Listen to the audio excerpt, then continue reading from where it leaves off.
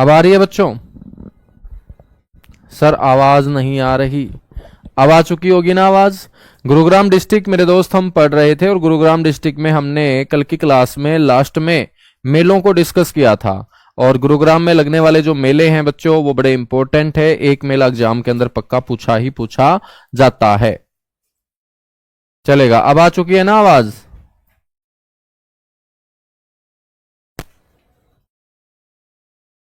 हाँ अब आ चुकी है। ठीक है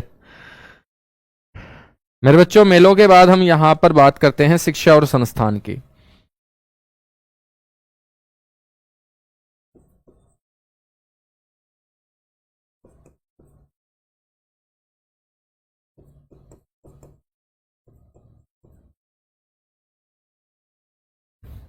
मेलों के बाद जो हम चर्चा करेंगे वो चर्चा करेंगे मेरे दोस्त शिक्षा और संस्थान की। शिक्षा और संस्थान में सबसे पहले यहां पर आपको ध्यान रखना है SCERT है।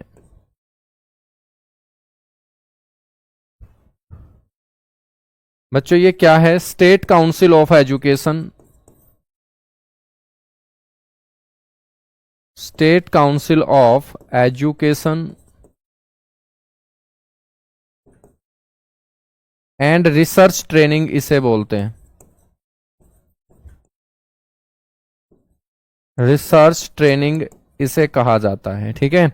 या मेरे भाई इसको हम हिंदी में क्या बोल देंगे? इसको हम सर हिंदी में बोल देंगे राज्य शिक्षण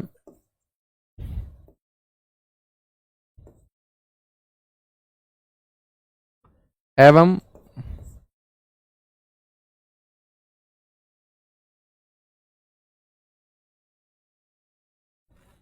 अनुसंधान परिषद। ठीक है, तो राज्य शिक्षण एवं अनुसंधान परिषद SCERT। मेरे दोस्त हम बात करेंगे तो SCERT की जो स्थापना है वो आपसे पेपर में पूछी जाए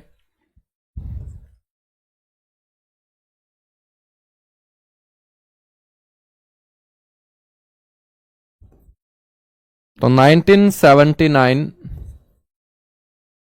1979 के अंदर मेरे दोस्त इसकी स्थापना जो है वो कहां की गई थी? गुरुग्राम में। एजुकेशन में बच्चों काउंसलिंग करवाने का काम, बच्चों की काउंसलिंग का जो काम है वो SCERT ही देखता है। SCERT के बाद आपको ध्यान रखना है HIPAA, HIPA।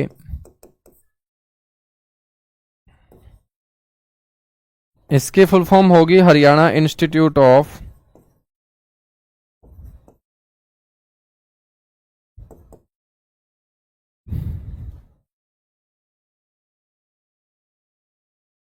Public administration.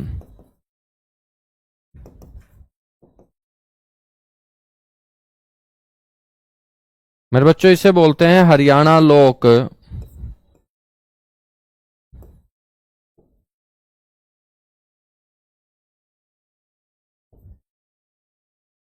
प्रशासन संस्थान। हिप्पा की स्थापना भी पेपर में बार बार पूछी जाती है कि कब स्टैब्लिश हुआ था हिप्पा। तो मेरे बच्चों इसकी स्थापना हुई थी 1983 के अंदर।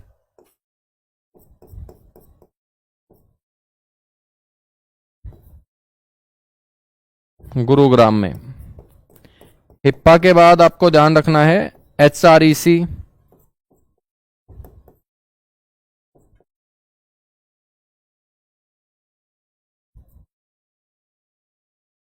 Haryana roadways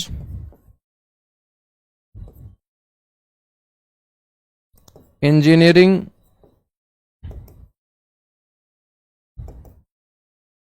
corporation. मेरे बच्चों इसको हिंदी में बोलते हैं हरियाणा परिवहन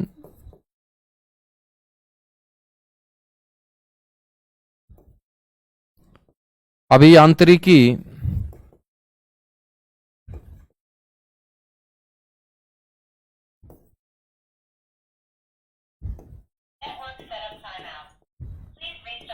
निगम। इसको हम बोलते हैं हरियाणा परिवहन अभियांत्रिकी निगम, HREC। मेरे दोस्त HREC का गठन कब किया गया था? तो इसकी जो स्थापना है वो 1987 के अंदर। ये हरियाणा रोडवेज की बसों को तैयार करने का काम करता है बच्चों। हरियाणा रोडवेज की बसों में तो आप लोग बैठे होंगे ना, तो जो टायर के ऊपर पूरा का पूरा जो ढांचा है, स्ट्रक्चर है बस का, वो पूरा का पूरा स्ट्रक्चर तैयार करने का काम एचआरईसी करता है। कौन करता है? एचआरईसी करता है। ठीक है। एचआरईसी के बाद आपको ध्यान रखना है आईआईपीएम,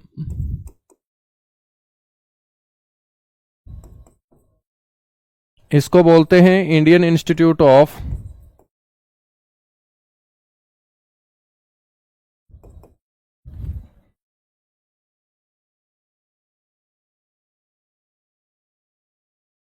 पेट्रोलियम मैनेजमेंट।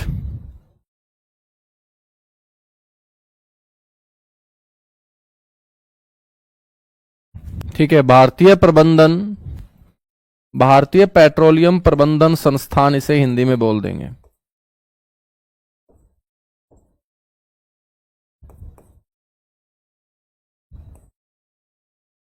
तो याद रखना है भारतीय पेट्रोलियम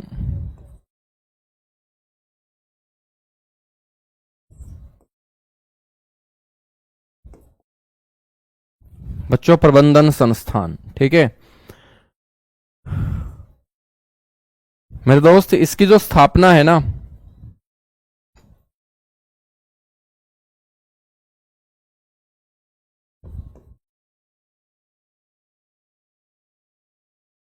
वो 1995 के अंदर की गई थी, 1995 में की गई थी। इसके बाद आपको ध्यान रखना है एनबीआरसी। शॉर्ट फॉर्म भी याद रखेंगे और फुल फॉर्म भी याद रखेंगे। कई बार शॉर्ट फॉर्म से फुल फॉर्म भी पूछ ली जाती है। तो एनबीआरसी का मतलब है नेशनल ब्रेन रिसर्च सेंटर।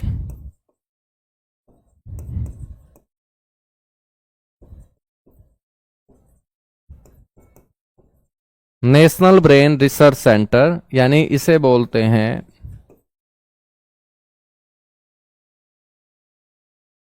राष्ट्रीय मस्तिष्क अनुसंधान केंद्र।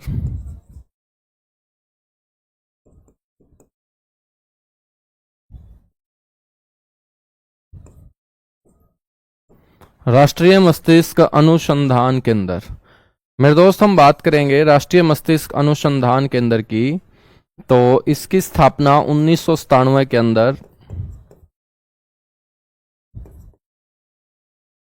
नैनवाल गांव के अंदर की गई थी। मेरे बच्चों, नैनवाल गांव मानेसर के अंतर्गत आता है और मानेसर आप सभी जानते हैं गुरुग्राम जिले का हिस्सा है बच्चों। पुलिस जिला भी है मानेसर। मानेसर के अंदर अब मेट्रो भी चलना स्टार्ट होगी। हरियाणा का ऑटो हब भी मानेसर को बोला जाता है। एनबीआरसी के बाद नेक्स्ट हम बात करेंगे एनएसजी, नेशनल सिक्योरिटी गार्ड इसे बोलते हैं, कमांडो ट्रेनिंग सेंटर।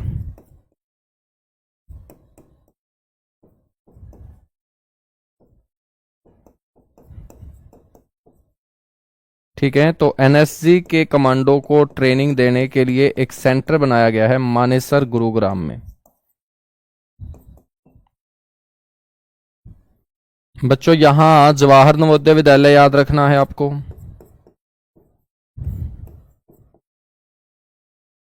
सभी जिलों में हम जवाहर नवोदय विद्यालय पढ़ेंगे। 23 में से 21 जिले ऐसे हैं जहां पर आपको एक एक जवाहर नवोदय विद्यालय पढ़ने को मिलेगा। तो मेरे भाई, यहां का जो जवाहर नवोदय विद्यालय है वो फर्रुख नगर के अंदर है।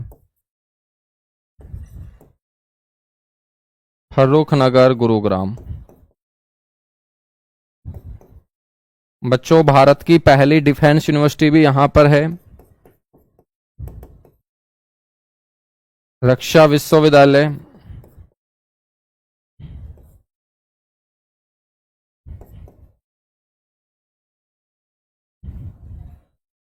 यानी कि डिफेंस यूनिवर्सिटी इसे बोलेंगे।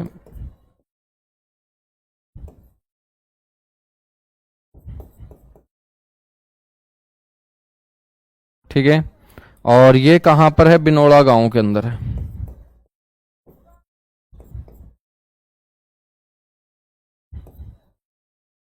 बिनोड़ा गांव कहां है मेरे भाई? गुरुग्राम में। बिनोड़ा गांव कहां है? गुरुग्राम में। ठीक है। ये भारत के अंदर पहला रक्षा विश्वविद्यालय है दोस्त, जिसकी स्थापना 2013 में की गई थी।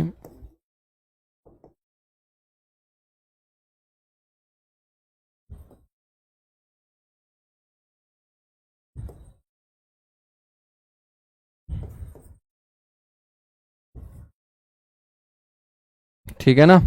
और हम बात करें रक्षा विश्वविद्यालय का जो उद्घाटन किया गया था दोस्त, वो किसके द्वारा, जो भारत के तत्कालीन प्रधानमंत्री थे डॉक्टर मनमोहन सिंह, जो अब हमारे बीच में नहीं है, इनके द्वारा इसका उद्घाटन किया गया था।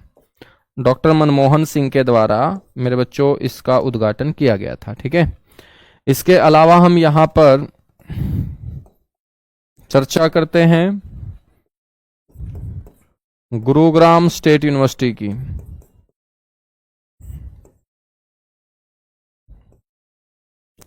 गुरुग्राम स्टेट यूनिवर्सिटी मेरे बच्चों, अब ये तो आपसे पूछने से रहा कि गुरुग्राम स्टेट यूनिवर्सिटी कहाँ है।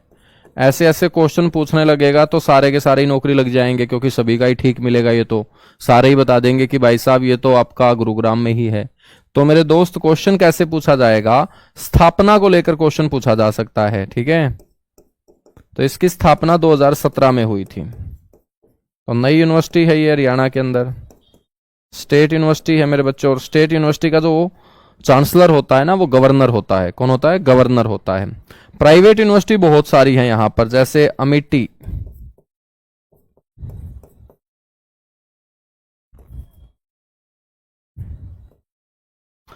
Amity private university.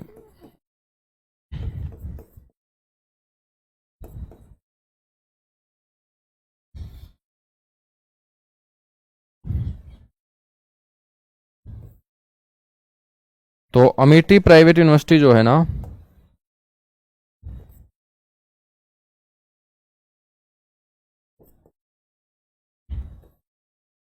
गुरुग्राम में है। इसके अलावा यहां पर एक और प्राइवेट यूनिवर्सिटी है, SGT।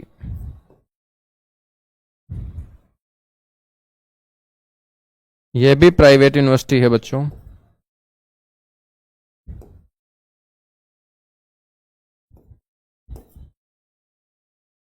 ठीक है।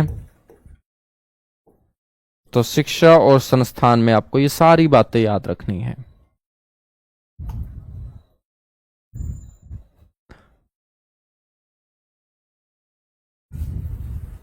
ठीक है मेरे भाई, हांसी भी करवा देंगे यार, तुम क्यों टेंशन लेते हो। हांसी जिला सबसे लास्ट में पढ़ेंगे ना, 23वां जिला है हांसी। बता दूंगा, तुम चिंता मत किया करो, सारी की सारी चीजें करवाऊंगा मैं। आगे बढ़े फिर। 1997 लिखा होगा बेटा, 77 नहीं है, 97, 1997। कर चुके हो नोट। शिक्षा संस्थान में इतनी सी बातें ध्यान रखेंगे। अब हम बात करेंगे यहां टूरिज्म की। पर्यटन स्थलों में मेरे दोस्त जो बातें होती है ना, वो धार्मिक बातें भी होती हैं। धार्मिक पर्यटन स्थल भी होंगे आपके, धार्मिक के साथ साथ ऐतिहासिक पर्यटन स्थल भी होंगे।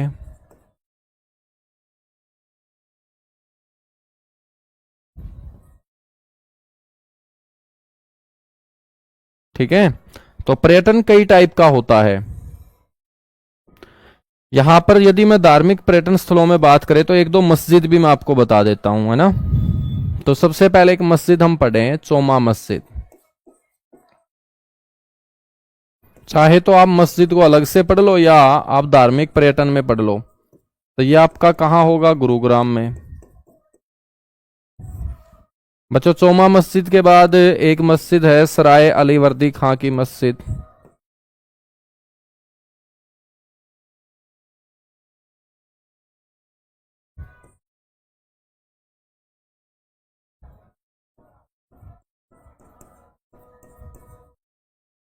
सराय अली वर्दी खां की मस्जिद, ठीक है, ये भी गुरुग्राम में है। उसके बाद मेरे दोस्त यहां पर एक किला है, गोपालगिरी का दुर्ग जिसे बोलते हैं।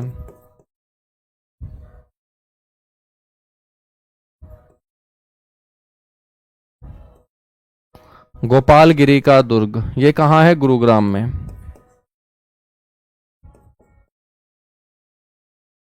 ठीक है।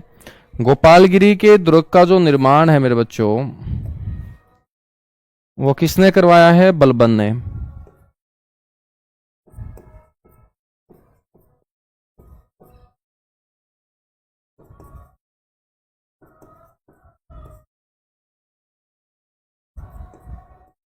इसका निर्माण किसके द्वारा करवाया गया? बलबन के द्वारा करवाया गया था।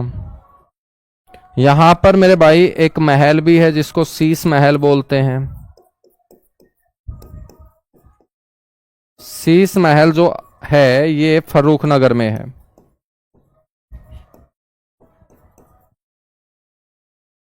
फर्रुख नगर में, ठीक है मेरे दोस्त। हम बात करेंगे तो शीश महल जो है ना, इसका निर्माण करवाया था फौजदार खान ने।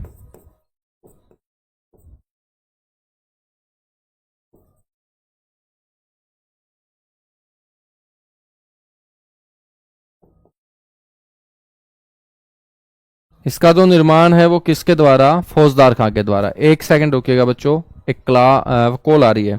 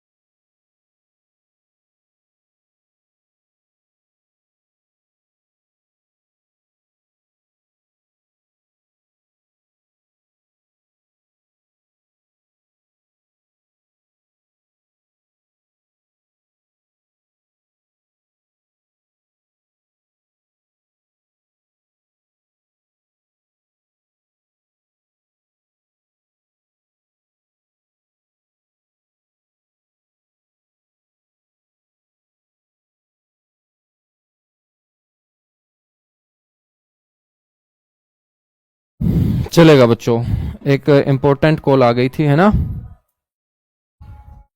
हाँ बेटा, अंशुमन मस्जिद भी पढ़ेंगे, टेंशन मत ले, मैंने ही पढ़ाई है नीला ठाकुर आप लोगों को, वरना तो आपको पता ही नहीं लग पाता कि अंशुमन मस्जिद भी है। कहने का मतलब मेरे द्वारा बताए गए क्वेश्चन को ही मेरे से वापस तुम याद दिला रहे हो, हैं। योजनाएं बेटा साथ में कैसे होंगी? योजनाएं तो करंट अफेयर का पार्ट होती हैं, योजनाएं को तो हम अलग से कवर करेंगे, सारी की सारी चीजें हो जाएंगी, ठीक है। हाँ, तो शीश महल का निर्माण फौजदार खान ने करवाया। मेरे भाई ये किस पैटर्न के ऊपर बनाया गया है?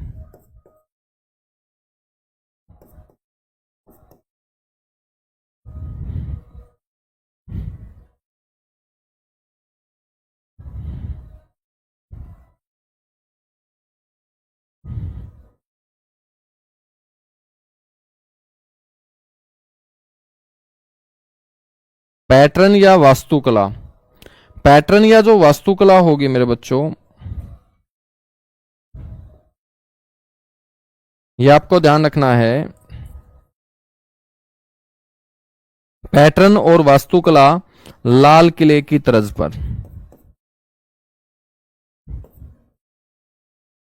तो बेटा इसको लाल किले की तर्ज पर बनाया गया है, इसलिए इसको लाल किले की नकल भी कहा जाता है।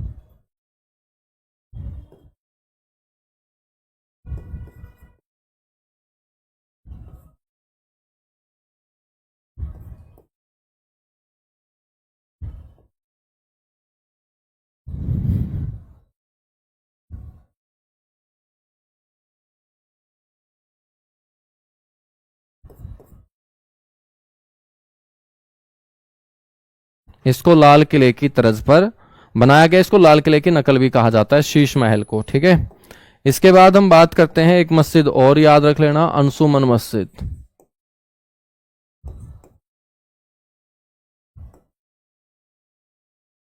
यह भी गुरुग्राम में है।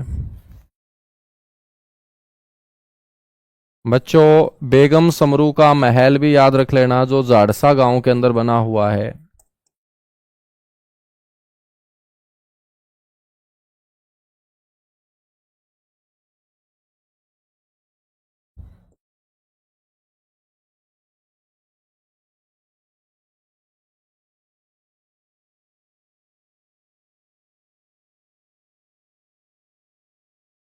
बेगम समरू का जो महल है ना, वो जाड़सा गुरुग्राम के अंदर बना हुआ है। ठीक है, उसके बाद हम बात करते हैं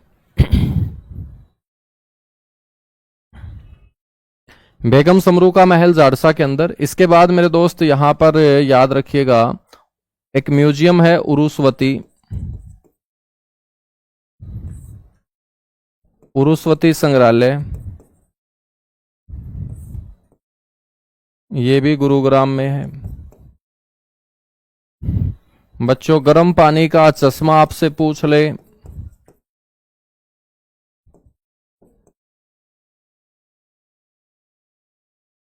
गर्म पानी का चश्मा या कुंड, ये सोहना में है। ठीक है, और इसका पानी गर्म रहता है किसके कारण? गंधक के कारण।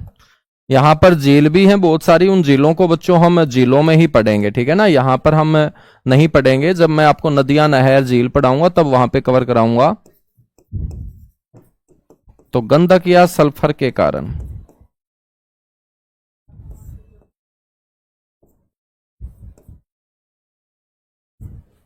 गंधक या सल्फर के कारण।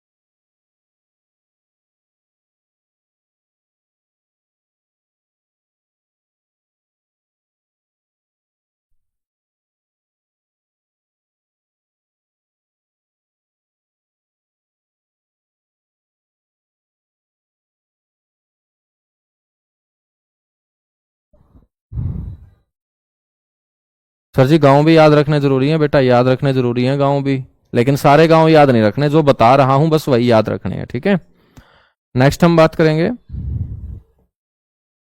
सोहना का किला।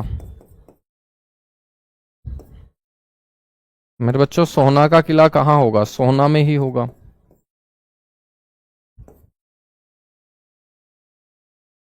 एक याद रखना है समा,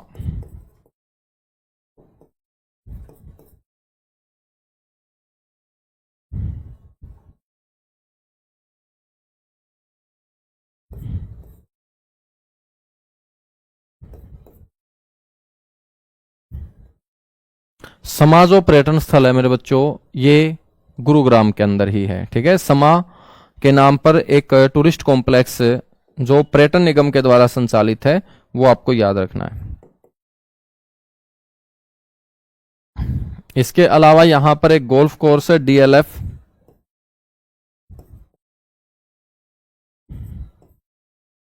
डीएलएफ गोल्फ कोर्स,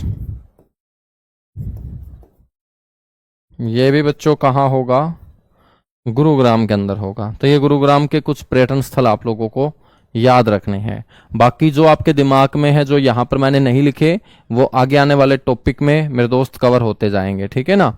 हाँ, एक पटौदी पैलेस बड़ा इंपॉर्टेंट होगा। करीना कपूर का ससुराल है पटौदी, और करीना कपूर के ससुर मंसूर अली खां पटौदी मेरे दोस्त इसमें रहा करते थे। पटौदी पैलेस पटौदी के अंदर है ये, और ये सफेद रंग का बने होने के कारण इसको हम व्हाइट हाउस ऑफ हरियाणा बोलते हैं। तो मेरे बच्चों इसको व्हाइट हाउस ऑफ हरियाणा कहा जाता है। ठीक है ना।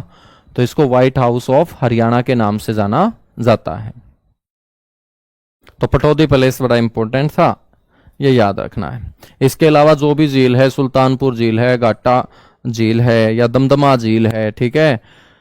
तो बच्चों ये सारी की सारी हम झीलों के अंदर ही काउंट करेंगे, वरना फिर बार बार जो है ना रिपीट होता रहेगा। हम बात करते हैं बच्चों यहां पर्यटन स्थलों के बाद प्रसिद्ध व्यक्तित्वों की।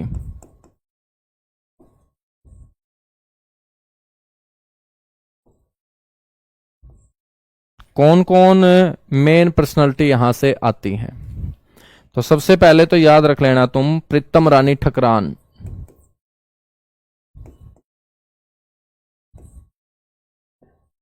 प्रीतम रानी ठकरान, और इसकी शादी हो रखी है बच्चों सोनीपत, और जिनके साथ शादी हो रखी है उनका सरनेम है सिवाच। तो प्रीतम रानी सिवाच या प्रीतम रानी ठकरान कौन है मेरे दोस्त, ये पूर्व महिला हॉकी खिलाड़ी।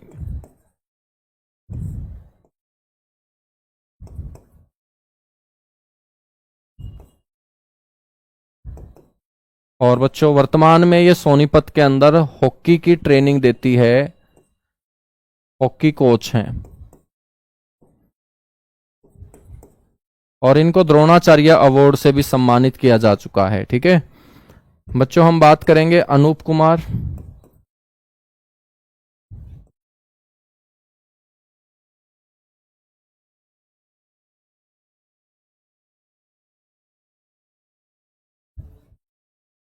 अनूप कुमार कबड्डी खिलाड़ी।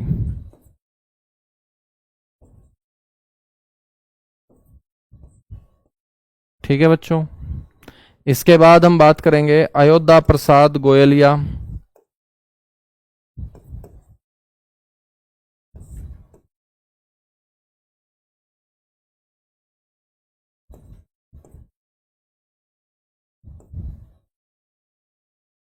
अयोध्या प्रसाद गोयलिया बच्चों ये उर्दू भाषा के प्रसिद्ध कवि हुए हैं। ठीक है, नेक्स्ट हम बात करेंगे शिवानी कटारिया।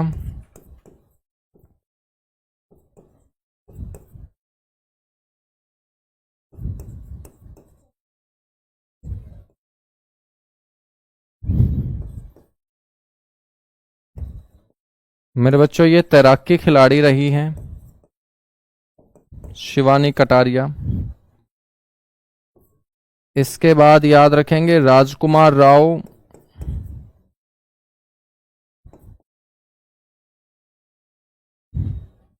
बॉलीवुड अभिनेता हैं बच्चों राजकुमार राव। फिल्मों में मैंने आप लोगों को इसकी सारी की सारी बातें बता ही दी थी, तो बार बार यहां रिपीट नहीं करेंगे उन्हीं बातों को हम। राजकुमार राव, इसके बाद मेरे बच्चों यहां से शेखर गुरेरा।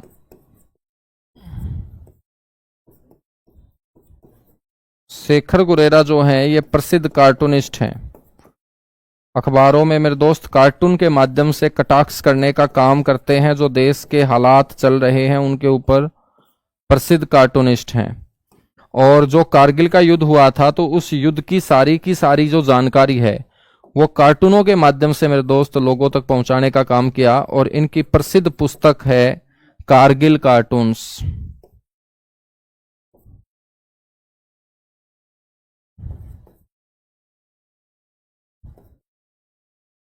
तो इनकी प्रसिद्ध पुस्तक है बच्चों कारगिल कार्टून्स, शेखर गुरेरा की। ठीक है, शेखर गुरेरा के बाद यहां से और कौन आते हैं? गीता जुत्सी मेरे दोस्त।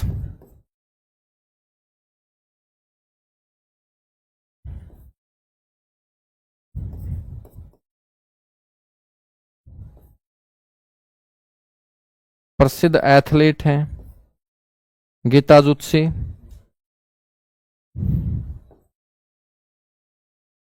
गुरुग्राम से आती।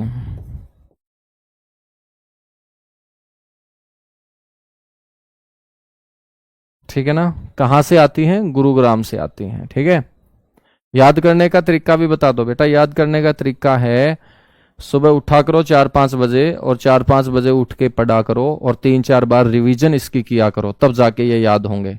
अब तुम उठते हो बेटा 10-11 बजे, 11 बजे उठते ही 2 बाजरे की रोटी, ऊपर से 2 गिलास लस्सी के, और फिर तुम हरियाणा जी के लेके बैठोगे तो अंधेरा होगा बच्चों आंखों में, सीधी सी बात है ना। तो ऐसे थोड़ी याद होगा जैसे तुम करते हो।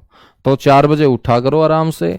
ठीक है, फिर थोड़ा बहुत टहला करो, उसके बाद हरियाणा जी के लेके बैठा करो, फिर मेरे दोस्त 2-3 बार इसकी रिवीजन किया करो, और लगातार प्रैक्टिस करते रहोगे तो कितना भी मुश्किल नाम क्यों ना हो वो अपने आप क्या हो जाएगा? आसान हो जाएगा। ठीक है, समझ गए हो? यही है याद करने का तरीका, बाकी कोई तरीका नहीं है। इसके बाद है आशीष नेहरा।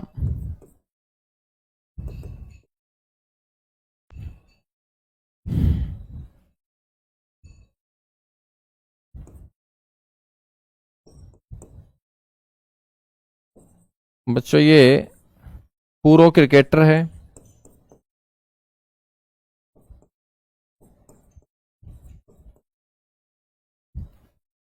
आशीष नेहरा। बातें कवर हुई? ठीक है, तो मेरे दोस्त इसी के साथ हमारा ये गुरुग्राम डिस्ट्रिक्ट होता है कंप्लीट। गुरुग्राम के बाद अगला जो डिस्ट्रिक्ट होगा हमारा वो होगा जींद। हेडिंग डालिएगा जिला दर्शन जींद।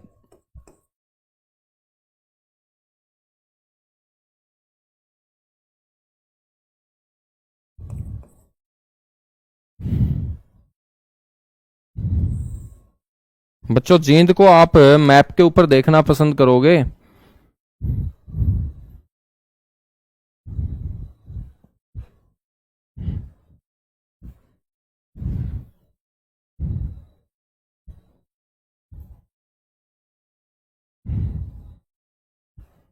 देखिएगा ये है आपका जींद।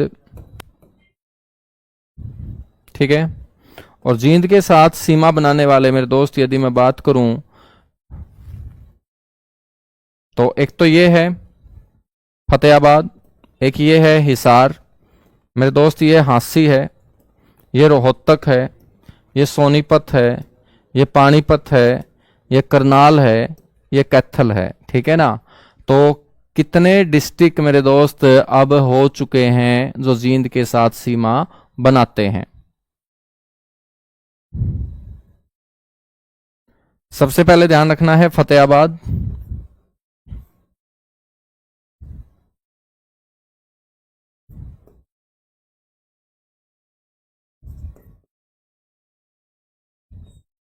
फतेहाबाद। फतेहाबाद के बाद मेरे दोस्त दूसरे नंबर पे हिसार, तीसरे नंबर पे मेरे भाई हांसी, चौथे नंबर पे रोहतक, पांचवें नंबर पे मेरे दोस्त सोनीपत, छठे नंबर पे पानीपत, सातवें नंबर पे मेरे भाई करनाल, और आठवें नंबर पे आ जाता है कैथल। तो बच्चों पहले 7 जिले जींद के साथ सीमा बनाया करते थे। आज से तुम पढ़ोगे कि जींद के साथ 8 जिले सीमा बनाते हैं। ठीक है ना। अब देखिएगा चेंज होता जाएगा, हरियाणा की ज्योग्राफी में चेंज होता जाएगा। और जो आप लोग इस बैच में जुड़े हो, बहुत अच्छे से जुड़े हो, क्योंकि 23वां जिला बच्चों बहुत सारा जीके को बदल चुका है। और जीके जब बदल चुकी है तो जो बच्चे रट्टे मारने के आदी होंगे वो आज भी पढ़ रहे होंगे कि जींद की सीमा 7 जिलों के साथ लगती है। ठीक है, लेकिन अब तुम पढ़ोगे जींद की सीमा 8 जिलों के साथ लगती है। तो मेरे भाई जींद की स्थिति को यदि हम देखें,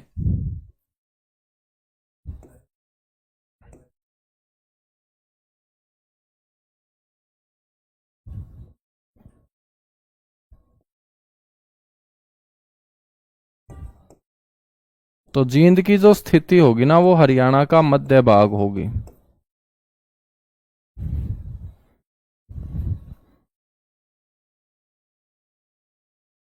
हरियाणा के मध्य भाग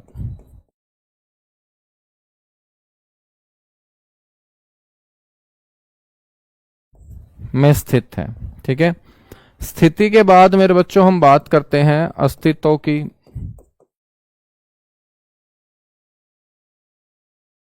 तो हरियाणा गठन के साथ ही इसको जिला बना दिया गया था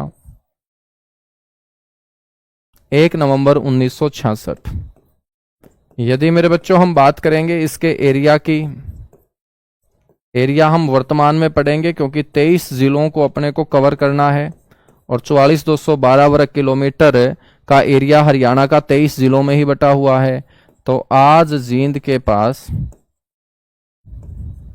एरिया है मेरे दोस्त 2702 वर्ग किलोमीटर। एरिया के बाद याद रखना है जनसंख्या।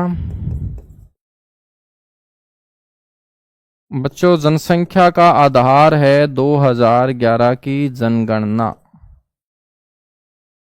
ठीक है, 2011 की जनगणना। और हम बात करेंगे तो इसकी जो पॉपुलेशन है वो 10 लाख से क्या है मेरे दोस्त, ज्यादा है। 15 लाख से कम और 10 लाख से क्या होगी, ज्यादा होगी। ठीक है, 15 लाख से तो कम है, 10 लाख से क्या है, ज्यादा है। मेरे बच्चों हम बात करते हैं इसके पुराने नाम की। तो जींद का जो पुराना नाम रहा वो जयंतपुरी रहा है। जयंतपुरी के नाम से इसे जाना जाता था। हम बात करेंगे इसके नामकरण की। इसका जो नामकरण हुआ है वो किस कारण हुआ है। तो इसके नामकरण को लेकर दो बातें बताई गई। एक तो ये बताया गया कि यहां पांडवों ने एक मंदिर बनवाया था बच्चों, विजय का प्रतीक माने जाने वाली जयंती देवी माता के सम्मान में। और विजय जयंती देवी मंदिर के कारण इस क्षेत्र का नाम पड़ा जयंतपुरी, और जयंतपुरी से यह कहलाया जींद। लेकिन कईयों का मानना यह है कि जींद का कोई राजा हुआ, उनकी पत्नी थी जिंद कौर, उस जिंद कौर के नाम पर मेरे दोस्त इसका नाम जींद पड़ा है। दोनों ऑप्शन में एक साथ नहीं आएंगे, और आ भी जाए तो मेरे दोस्त आपको ऊपर वाला टिक करना है सबसे पहले। ठीक है, नामकरण के बाद हम बात करते हैं इसके उपनाम की। भाई उपनाम इसके क्या हैं, इसको अन्य किन नामों से जाना जाता है। एक तो इसे हम बोलते हैं हरियाणा का दिल।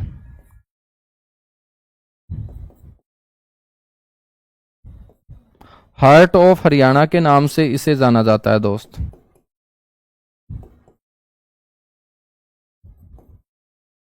ठीक है, एक इसे कहा जाता है मिल्क सिटी,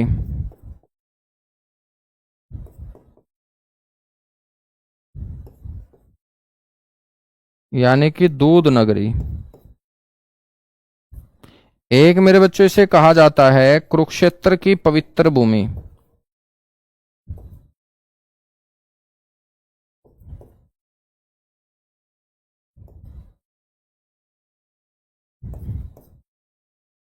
इसको कुरुक्षेत्र की पवित्र भूमि के नाम से भी जाना जाता है। ठीक है, तो हरियाणा का दिल इसलिए बोलते हैं क्योंकि मेरे दोस्त जींद की जो सीमा है ना वो कितने जिलों के साथ लगती है, 8 जिलों के साथ।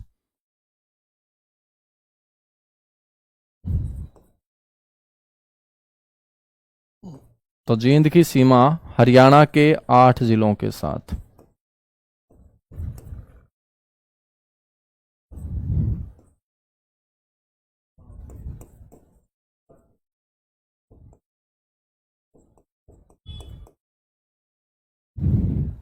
हरियाणा के 8 जिलों के साथ। ठीक है, कीजिएगा फटाफट नोट, उसके बाद आगे बढ़ेंगे मेरे बच्चों।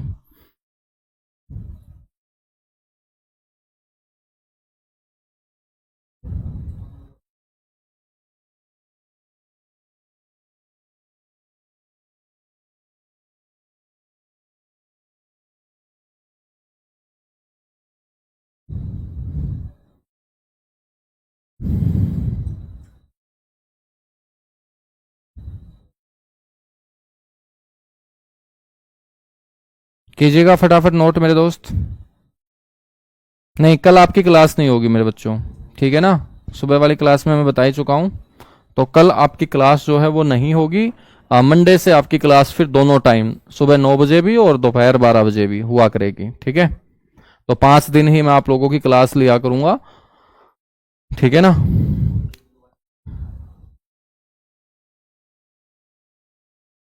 हरियाणा पुलिस में इंग्लिश हिंदी सिलेबस में तो है नहीं, और जब सिलेबस में नहीं है तो मेरे अकॉर्डिंग नहीं पूछी जाएगी। बाकी बेसिक बेसिक यदि आप पढ़ते रहोगे वो भी कोई गलत तो है नहीं, क्योंकि सीईटी में भी आपने हिंदी इंग्लिश पढ़ी होगी, है ना। तो वही आपके काम आ जाएगी। यदि कोई क्वेश्चन पूछ भी लिया पुलिस में हिंदी और इंग्लिश से, तो मेरे दोस्त वो आपके काम आ जाएगी, क्योंकि आपने सीईटी के अंदर पढ़ा हुआ है। चलेगा। इसके बाद हम बात करते हैं जींद के अंदर कौन कौन से प्रसिद्ध उद्योग हैं।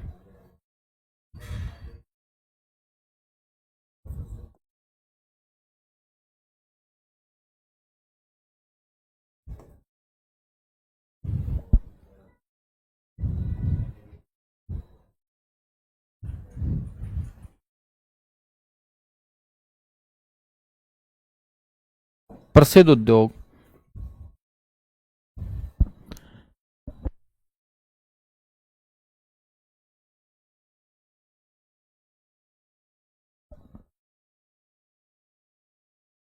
बहुत बढ़िया भाई। अच्छा, सिलेबस में सब कुछ है, फिर तुम करते रहो भाई। लेकिन सिलेबस में हमने जो पढ़ा था उसमें तो हिंदी इंग्लिश नहीं थी। प्रसिद्ध उद्योग में मेरे दोस्त एक तो यहां पर वीटा का बहुत बड़ा मिल्क प्लांट है।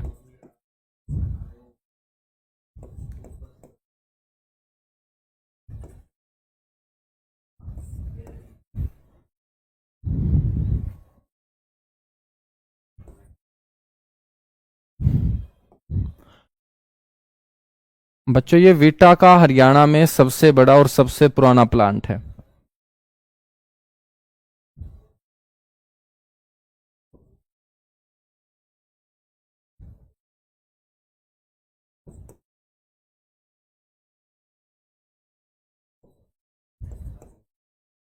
हरियाणा में वीटा का सबसे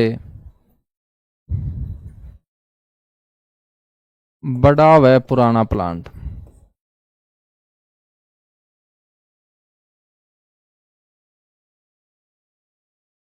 ठीक है ना, हरियाणा में वीटा का सबसे बड़ा व पुराना प्लांट है ये। बच्चों, इसके अलावा यहां पर लक्ष्य मिल्क प्लांट भी है।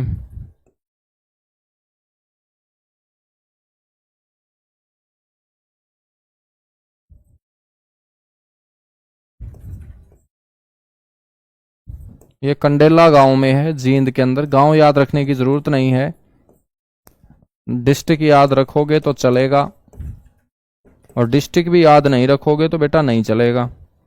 ठीक है, लक्ष्य मिल्क प्लांट की जो स्थापना है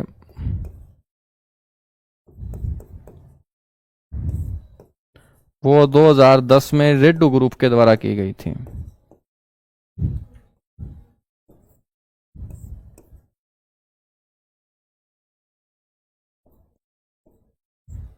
ठीक है ना, लक्ष्य मिल्क प्लांट। इसके बाद हम बात करेंगे यहां पर साइकिल निर्माण उद्योग है। जींद के अंदर बच्चों साइकिल निर्माण उद्योग है।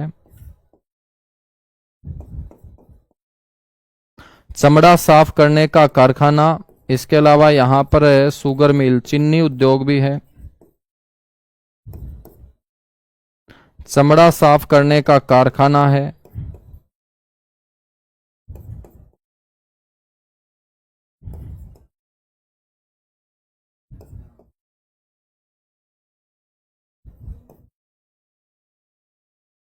ठीक है, चमड़ा साफ करने का ये क्या है, कारखाना भी है यहां पर। उद्योगों के बाद मेरे दोस्त हम बात करते हैं यहां प्रसिद्ध मंदिरों की।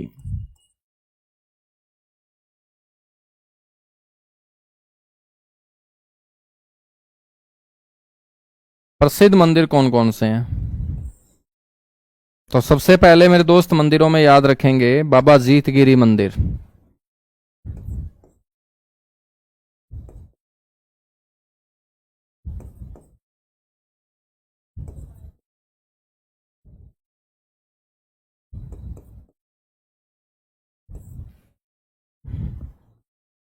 बाबा जीतगिरी मंदिर।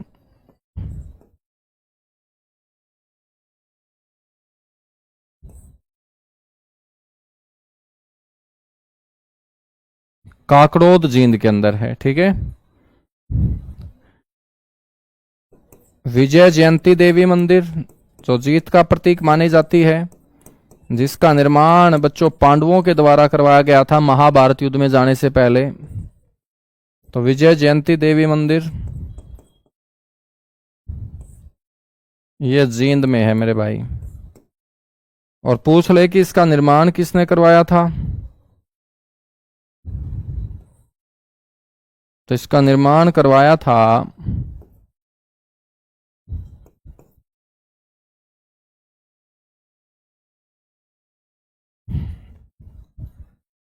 पांडवों के द्वारा।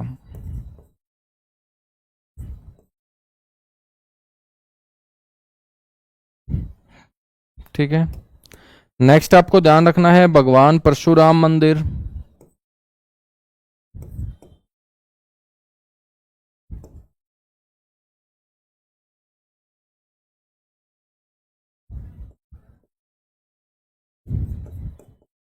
भगवान परशुराम मंदिर ये रामराय गांव के अंदर है। आसी रोड के ऊपर गांव है ये रामराय, जींद आसी रोड के ऊपर रामराय गांव जींद। ठीक है, भगवान परशुराम की जन्म स्थली मानी जाती है बच्चों ये। यहां पर है रानी तालाब मंदिर।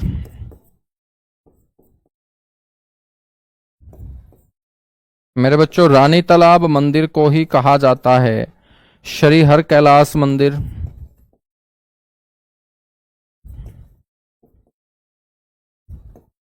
और इसी मंदिर को कहा जाता है भूतेश्वर मंदिर।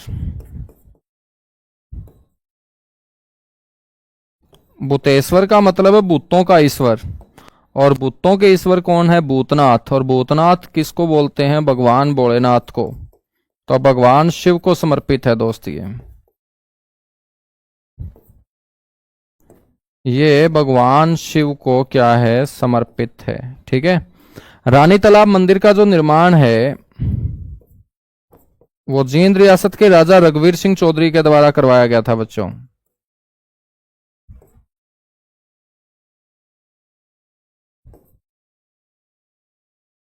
राजा रघुवीर सिंह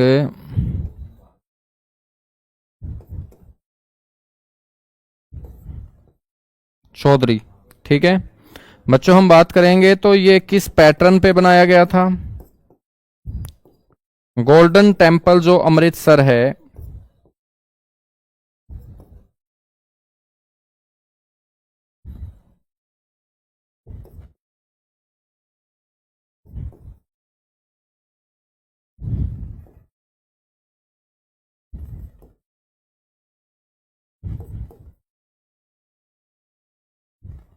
गोल्डन टेम्पल अमृतसर के ऊपर ये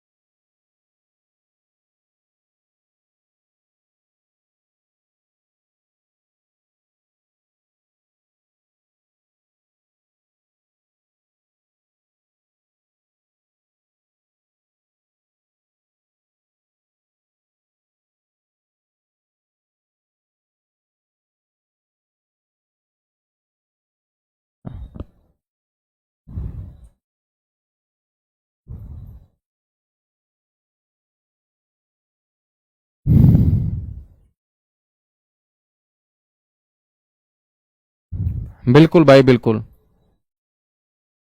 हाँ वो दरगाह भी पढ़ेंगे, बाबा गैबी शाह की दरगाह है ना, उसको मंदिर नहीं बोलेंगे दोस्त, दरगाह ही हम उसे बोलेंगे। तो गोल्डन टेम्पल अमृतसर के ऊपर ये क्या है, आधारित है। ठीक है। रानी तालाब मंदिर जो है मेरे भाई, इसको हम जींद का सिटी सिंबल बोलते हैं। जींद का सिटी सिंबल, सिटी सिंबल का मतलब क्या होगा, जींद शहर की पहचान करवाता है ये मंदिर।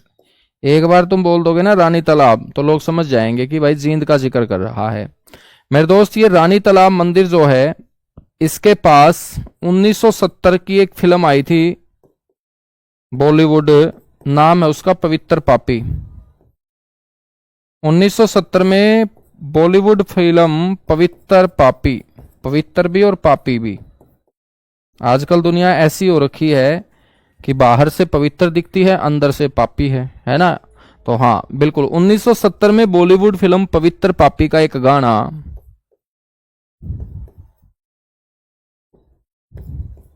बच्चों मंदिर के पास शूट किया गया था।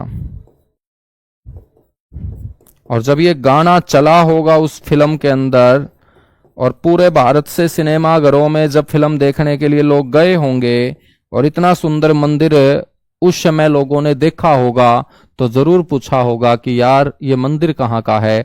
तब पता चला कि ये तो हरियाणा के जींद के अंदर बना हुआ भव्य रानी तालाब मंदिर है। ठीक है मेरे दोस्त, पवित्र पापी फिल्म का वो गाना किशोर कुमार की आवाज में क्लास के बाद आप जरूर सुनिएगा कि मैं होके मजबूर चला बड़ी दूर चला बड़ी दूर चला। ठीक है, तो ये गाने के बोल हैं, और आप गूगल के ऊपर यूट्यूब के ऊपर भी डाल सकते हैं, और वहां पर कमेंट में पढ़ोगे तो बहुत सारे कमेंट आप लोगों को मेरे नाम से भी मिलेंगे कि हम इस गाने को सुनने आए हैं संदीप सिवाच की बदौलत। ठीक है, क्योंकि बच्चों मैंने ही बताया था ये कि भाई जींद के रानी तालाब मंदिर के पास एक पवित्र पापी फिल्म की शूटिंग हुई थी, गाना शूट किया गया था कि मैं होके मजबूर चला बड़ी दूर चला बड़ी दूर चला। सबसे छोटा जो जिला है बच्चों वो जींद नहीं फरीदाबाद है। ठीक है ना, फरीदाबाद सबसे छोटा डिस्ट्रिक्ट होगा, जींद सबसे छोटा नहीं है। जब हरियाणा का गठन हुआ था उन 7 जिलों में सबसे छोटा था जींद, आज सबसे छोटा नहीं है। ठीक है, तो मेरे बच्चों आज का सेशन होता है अपना यहीं पर समाप्त। मंडे को मिलेंगे, फिर हम जींद डिस्ट्रिक्ट को कंप्लीट करेंगे मंडे को। ठीक है, चलेगा। Thank you, bye bye, love you आप सभी को।